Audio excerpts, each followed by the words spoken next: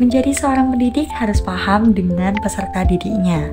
Selain itu, menjadi seorang pendidik juga harus paham dengan bagaimana pembelajaran seharusnya dilakukan di dalam kelas. Tak lain tak bukan, agar belajar menjadi lebih bermakna. Seperti yang telah kita ketahui bahwa teori belajar itu ada 3, yaitu behaviorisme, konstruktivisme, dan teori belajar sosial kognitif. Nah, kali ini kelompok kami akan membahas sesuatu hal yang menarik mengenai teori belajar behaviorisme. Teori belajar behaviorisme menjelaskan bahwa belajar adalah perubahan perilaku yang dapat diamati, diukur, dan dinilai secara konkret, di mana perubahan perilaku yang dihasilkan itu terjadi melalui suatu rangsangan atau stimulus yang menimbulkan suatu respon. Stimulus itu sendiri merupakan suatu hal atau apa yang merangsang terjadinya kegiatan belajar. Gampangnya, stimulus ini adalah suatu hal atau apa saja yang diberikan guru kepada siswa. Sedangkan respon sendiri itu merupakan suatu reaksi atau tanggapan siswa atau akibat dari stimulus yang telah diberikan oleh guru. Pada teori behavioristik atau behaviorisme ini menekankan pada suatu pengukuran. Sebab pengukuran merupakan suatu hal yang penting untuk melihat terjadi atau tidaknya perubahan perilaku yang tampak sebagai hasil belajar. Nah, menurut teori ini yang terpenting adalah masukan atau input yang berupa stimulus dan keluaran atau output yang berupa respon. Proses yang terjadi di antara stimulus dan respon dianggap tidak penting untuk diperhatikan. Kenapa? Hal tersebut karena tidak dapat diamati dan tidak dapat diukur.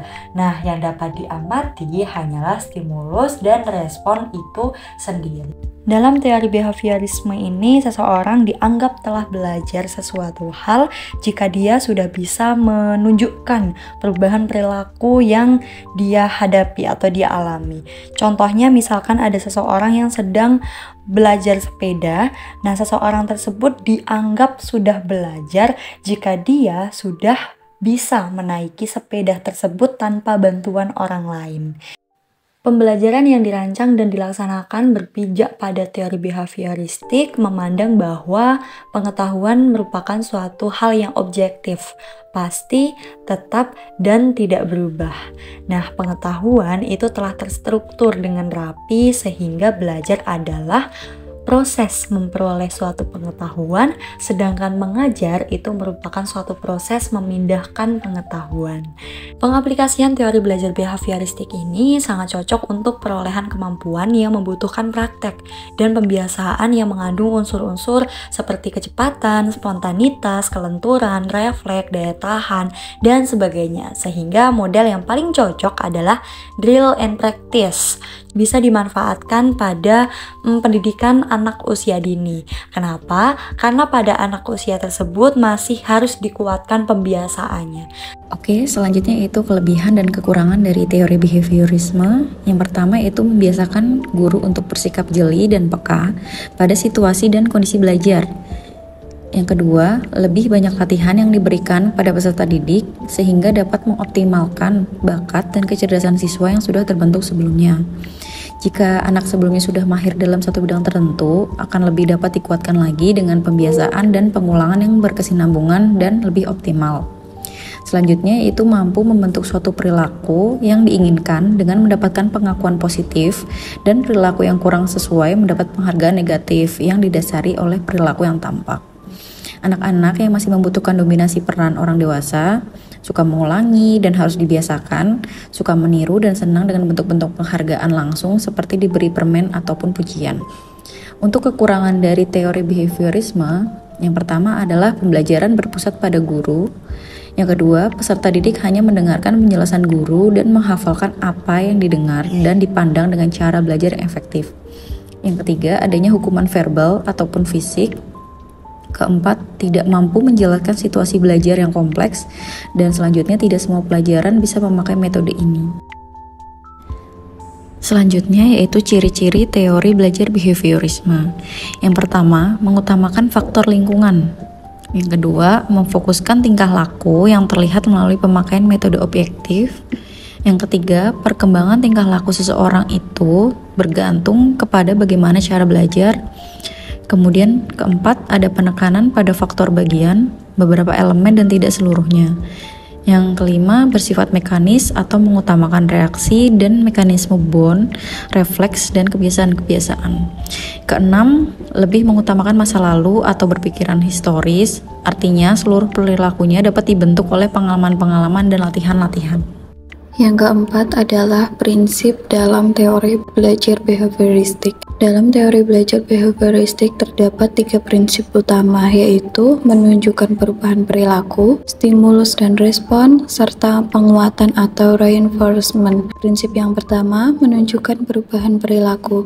Teori behavioristik ini memiliki anggapan bahwa belajar merupakan perubahan tingkah laku, di mana seseorang dapat dikatakan belajar apabila sudah menunjukkan perubahan perilaku.